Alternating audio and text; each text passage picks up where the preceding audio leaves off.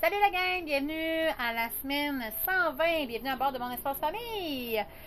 Cette semaine, on a vécu toute une semaine plein de péripéties, on a vécu toutes sortes de météo, toutes sortes de paysages. Donc c'est notre dernière semaine au Mexique. Et donc, on a visité les dernières villes qu'on voulait au Mexique, c'est-à-dire qu'il nous restait Ensenada qu'on voulait voir et notre grand Dominique qui nous a mis au défi d'aller voir Tijuana qui est comme une ville frontalière. C'est pas de stress, tout va bien aller. C'est ce qu'on a fait. Donc, on a laissé l'autobus à Ensenada pour aller seulement en voiture à Tijuana, qui est à peu près l'équivalent, on a fait à peu près l'équivalent de 2 heures quand même de route, ce qui est assez rare là, qu'on fait aussi long même comme ça avec notre voiture. Mais, et il y avait eu beaucoup de pluie. Ce que vous voyez là, je tiens quand même à préciser, ça c'est la boîte. C'est l'autoroute. C'est l'autoroute et c'est la boîte et l'eau qui a fait dans le fond de la descente de terre et tout ça. Et Alexandre nous a dit, ben non, j'ai dit ralentir, il dit, pas de trouble. Et là, il nous a splashé ça dans la flaque, qui est clairement pas une flaque d'eau douce et propre. Ah, ça sentait le refoulement d'égout. C'était impressionnant. En fait, on venait d'avoir un bain de pisse et de merde, je m'excuse, mais c'était carrément ça. On n'appelle pas ça des wash pour rien ici, c'est-à-dire que ça lave tout ce qu'il y a dans les creux, dans le fond, dans les canyons. Autant des déchets, des excréments, la ville partout. C'est hallucinant, okay, de tous les animaux possibles, imaginables, humains, déchets, etc. Assez que quand on est arrivé à Tijuana, qui était la ville vraiment frontalière, on ne pouvait pas aller dans l'océan parce que c'était contaminé. Ça vous donne une idée. Ce que vous voyez présentement, on a eu un gros clash parce qu'on est tombé vraiment là, dans ce qu'on a vu de plus pauvre au Mexique pour le moment. C'était vraiment troublant. En fait, la maison du dessous retenait la maison du dessus à flanc de falaise.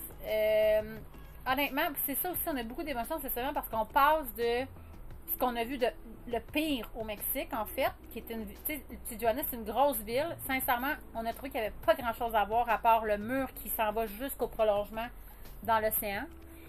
C'est pas une ville qui nous a attirés. C'est une ville industrielle, c'est une ville frontalière, c'est-à-dire que tous ceux qui rêvent peut-être un jour d'essayer de penser à aller au Mexique qui s'installent là, ils n'ont pas nécessairement les moyens qui vont avec non plus. Les infrastructures ne sont pas nécessairement là. Mais donc, ce qui fait qu'il y a beaucoup de pauvreté, puis là, on l'a vraiment vu, tu sais, et ça nous a beaucoup confrontés, en fait, là, parce que, tu sais, des fois, on se plaint ou on trouve ça difficile dans nos voyages et tout ça sur la route, parce que non, c'est pas toujours facile, puis non, c'est pas une vie parfaite et idyllique comme tout le monde peut le penser. Il y a des hauts, il y a des bas, mais en voyant ça, ça nous a fouetté en plein visage, puis on s'est dit, oh my god. Ensuite de ça, on est revenu sur nos pas, dans le fond, parce qu'on n'a pas vraiment tant trouvé de choses à faire à Tijuana. Et on a arrêté à Ensenada, puis par miracle, on est arrivé dans un parc où il y avait une fête avec les locaux. Et là, ça a été mon plus beau moment, je pense, de tout mon hiver au Mexique. On était dans les locaux, ça chantait en espagnol, ça dansait. Il n'y avait pas d'âge, il n'y avait pas de sexe, il n'y avait pas de physique prérequis. C'était juste des gens qui s'amusaient en communauté. J'ai trouvé ça de toute beauté. C'était vraiment un beau moment. Rafi, évidemment, qui a charmé le cœur de la madame. Même Dominique a dansé. Donc, ça a été vraiment, vraiment, vraiment un beau moment. Il y avait même un petit couple qui dansait, là, qui rayonnait de bonheur. Là, pour vrai, là, ça a été du gros bonbon. Ça a duré peut-être une vingtaine de minutes, peut-être qu'on était là, une trentaine de minutes, mais du gros bonbon au cœur, là, vraiment. Puis, si vous reculez un peu, puis vous regardez, là, vous revoyez la vidéo, là, le couple qui danse au début, que je vous ai montré au début, là, il y avait tellement l'air taquin les deux ensemble, c'était vraiment beau. Puis c'était beau de voir aussi que au Mexique, c'est pas tué encore la culture de. Tu sais, tout le monde danse, tout le monde chante, tout le monde fait de la musique ensemble. Il y avait des jeunes, des. C'est ça, c'est tout le monde mélangé, tu sais, c'est vraiment beau. Je vous dirais qu'honnêtement, Ensenada est quand même un coup de cœur au niveau de la ville. On a marché. C'était beau. Il y avait beaucoup d'action aussi le dimanche, là, énormément d'action. Les locaux, là, tu vois, c'était festif, c'est le fun. En tout cas, du moins, c'est ce qu'on a trouvé peut-être dans les top villes qu'on a faites en Basse-Californie, là, qui avait de l'action. Est-ce que c'est parce qu'il y avait une fête aussi, je sais pas. Ah, il y avait peut-être. une petite ronde, un événement peut-être, mais bref. Ça bougeait plus que les autres villes qu'on a fait. Excuse, parce que là, pendant ce que ça passe, il y avait aussi les calèches. Tu pouvais faire un tour de calèche. Malheureusement, on n'a pas. On a comme décidé de pas nécessairement. Ben, probablement, on a décidé oui puis non, dans le sens que quand on est arrivé, il était tard, la journée avait été beaucoup avancée. Puis on s'est dit on va revenir le lendemain, même si on savait qu'on allait avoir moins d'ambiance. Puis ben, malheureusement, le lendemain, les calèches n'étaient pas là quand on a visité. Ça, c'est un point de vue qu'on est allé voir en haut. C'était tellement beau. Ça aussi, le deuxième coup de cœur solide de Ensenada. La vue d'en haut de la montagne qui était vraiment, vraiment beau. Tu sais, c'est ça. C'est vraiment, vraiment belle. Des vignobles, Ouais. des champs d'oliviers en s'en allant vers TKT. Ben, en fait, c'est qu'il y a il y a la vallée des vignobles, en fait, que tu peux faire, la vallée de Guadeloupe, qui est en fait plein de vignobles et tout ça. Donc, puis c'est ça, on a constaté qu'il y avait aussi des oliviers, donc c'était vraiment cool. Puis, ben, ça nous a amené à se rendre, à décider que, bon, ben, on avait fait le tour de la Basse-Californie, donc on retourne aux États-Unis après 2 mois et demi pile. On se rend, Alexandre trouve un endroit et il trouve l'endroit et décide, il dit bon, il dit, on va s'installer à telle place et là, bon, on monte et on monte. Écoutez, on est passé dans la même journée à il n'y a pas de neige, il fait chaud à on monte, puis on voit la neige apparaître, puis on se dit ben non. Et là, on se stationne. On éteint le moteur de l'autobus et on a une alerte qu'on attend 16 pouces de neige, tempête hivernale, grosse affaire. Là, on fait comme, attends un peu. Il est rendu tard, il était rendu comme presque à 5 heures. On n'a plus le goût de rouler, on est fatigué. On se dit, ben, c'est pas grave, voyez l'enthousiasme dans ma face. On dit, c'est grave, on va rester. Bon, on avait 3 minis qui étaient vraiment contents de pouvoir jouer dans de la neige parce que ça, tu tripes neige. On avait 3 qui étaient déprimés de la vie. Ben, au final aussi, la tempête, elle était un petit peu plus vers le sud, vers le nord, je veux dire. Ouais. Un peu moins sur nous, finalement. Ouais, c'est ça. On a eu plus de pluie que. Pluie verglaçante, grésil. C'est plus comme ça que ça a tombé. Sauf que là, il a fallu se revirer de bord parce qu'on venait de traverser la frontière et on n'avait pas fait d'épicerie parce qu'on s'en allait faire l'épicerie. On a récidivé, c'est avec une mauvaise décision d'être quasiment à sec, comme on avait fait à la baie James. Donc là, on a fait, oh, une chance, on avait acheté vraiment beaucoup de farine. Fait qu'on a mangé des crêpes, puis de la pizza. Mais bref, c'est cool, ça a été un excellent. Puis là, en plus, on arrive le soir, puis là, je fais, ah, on dirait qu'on n'a plus d'eau, Alexandre. Non, ça se peut pas. Parfait, ça reste comme ça. Le lendemain, il fait pas plus beau. Donc, on décide de rester puis de pas aller faire. Parce qu'en fait, tout ça, c'était pour aller voir San Diego. Encore là, une demande de Dominique. On se dit, ah, c'était pas prévu de ça. Ouais, on est à côté, donc on va le faire. Donc, on patiente. Et finalement, on manque officiellement d'eau en plus. Fait que là, il fait froid. On a roulé 2 jours de chauffage. On n'a pas bougé du stationnement de là. Une chance, il y avait une place qu'on pouvait aller chercher. C'était comme de l'eau chaude. Fait qu'on pouvait pas remplir l'autobus, mais on pouvait au moins faire la vaisselle et avoir de l'eau pour la toilette. Donc, ça aurait été toute une sortie du Mexique.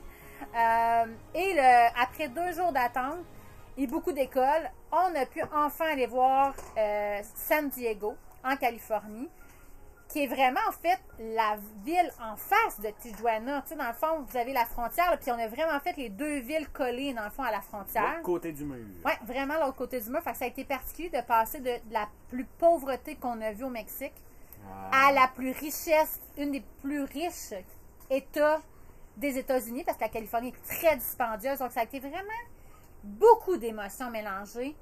Et là, quel bonheur, parce que là, on se retrouve, on a l'impression de réenfiler des pantoufles. Là, ça nous ressemblait. Il y avait des sea lions, il y avait des seals, donc il y avait des phoques, il y avait des lions de mer. Je m'excuse, je cherchais mes mots. De toute beauté, là, puis de gros troupeaux. Là, c'était vraiment beau. Il y en avait vraiment beaucoup. Là. Vraiment beaucoup. Et c'était pas dans... La Californie, pour nous, n'est pas un État qu'on a... Premièrement, on s'était jamais dit qu'un jour, on aurait la chance d'aller faire. Là, fait, on est vraiment là, dans du nouveau cet hiver, là, dans des nouveaux rêves, dans des nouveaux défis. D'ailleurs, on a commencé à peut-être un peu plus comprendre vers où on va s'en aller pour les prochaines années, les prochains mois, quel itinéraire on pourrait vouloir se souhaiter, puis recommencer à rêver, parce que là, on avait comme fait toute la to-do list de ce qu'on pensait jamais, en fait, être capable de faire. Donc, on s'est permis cette semaine de rêver puis d'ouvrir un peu nos horizons. San Diego, c'est ça. On s'est remis dans nos pantoufles, du gros bonheur. Je ne sais pas si c'est l'aspect que ça faisait 2 mois et demi qu'on ne se reconnaissait pas tant au Mexique. La Baja, pour nous, ça n'a pas été un coup de cœur. Ça n'a pas été... Ça nous ressemblait pas. Ou comment on l'a fait. Je ne sais pas. On n'arrive pas à... On avait beau se promener comme qu'on fait ici, mais on venait pas à bout de trouver notre compte. Hein. En tout cas, c'est ça. Ça nous ressemblait pas. Là, on s'est retrouvés à San Diego. Là, on a capoté. Architecture incroyable. Il y avait une espèce de grand parc avec tous les musées. C'était là hallucinant comment c'était beau. Ça semblait un mélange un peu de New York et de Washington DC. En tout cas, pour nous, là, ça a été là, coup de cœur majeur pour toutes les 6. Ça nous a fait du bien. Il faisait super beau cette journée-là. On a vu aussi, tu sais, là, quand tu penses à la Californie, souvent les images qu'on voit, c'est les hyper méga hauts palmiers. Là, je les ai vus en vrai, puis je suis comme, OK, ça n'a rien à voir avec les palmiers de la Floride. Là, ils sont vraiment, vraiment hauts. Les grands fouettes. Encore là, ça, c'est comme tu te promenais là, dans l'espèce de grand parc avec tous les musées, puis il y avait une promenade. Une promenade des arts. On a vu des choses incroyables qu'on n'avait jamais vues ailleurs. Un colibri. Regardez comme il faut, un colibri qui me passe dans la face. Ça a vraiment été honnêtement. Puis là, on s'est dit, Caroline, si on aurait voulu l'autobus plus loin parce que clairement. Plus proche, pardon. Mon Dieu, je déparle la soirée. Ouais. Plus proche parce que, honnêtement, San Diego, on aurait croqué ça là, vraiment plus qu'une journée, puis on en aurait profité plus qu'une journée. Puis assez qu'on s'est dit, ah mon Dieu, on dirait un nouveau New York pour nous. Donc, peut-être une place où on retournera une autre fois à suivre, mais vraiment. L'autoroute, la 8 qu'on a pris, là, c'est hallucinant. Ah ouais. Tu pars de 0, tu montes à 4500 pieds, puis tu repasses de l'autre côté, tu descends encore à 0. On avait juste l'impression qu'on montait. Ben, en fait, quand on est allé à San Diego, on avait l'impression qu'on faisait juste descendre pendant comme 1 heure de temps. Puis quand on est revenu, on avait l'impression qu'on a monté l'auto pendant 1 heure de temps. C'était vraiment impressionnant. On est parti, il faisait 13 degrés en ville. 1 heure après, il faisait 2 degrés à l'autobus. C'était vraiment spécial. On est même allé voir comme la petite péninsule de l'autre côté. On a fini ça à une plage incroyable qui était vraiment comme la dernière page, si on veut, touristique avant le grand mur de la frontière mexicaine. Coucher de soleil. On le savait, on a tout planifié. Vraiment, pour vrai, vraiment une belle journée. Moi, je pense que San Diego est vraiment une ville à faire, sincèrement. Là, on n'a pas payé de stationnement. Non, c'était crème. On s'attendait, on s'est dit, on va se faire ramasser parce que c'est une ville excessivement dispendieuse. Centre-ville, ouais. Oui, mais même là, il y avait des options que non. Là. Si tu veux marcher un petit peu, tu es capable de te stationner. Ça fait bien du sens. Hein. Ah, on a vraiment trippé, là, vraiment. Les musées, par contre, étaient... fallait que tu payes, mais il y a une passe que tu peux prendre les musées si jamais c'est quelque chose qui vous intéresse. C'est la passe, te souviens-tu de son nom? Il y a une passe qui est possible avec beaucoup de musées sur place qui sont gratuits avec cette passe-là. Et il y a aussi, sinon, la passe de la ville que tu peux payer pour avoir, je pense, entre 2 et 7 attractions pour une 120 $ à peu près. Là. Donc, ça peut valoir la peine par personne.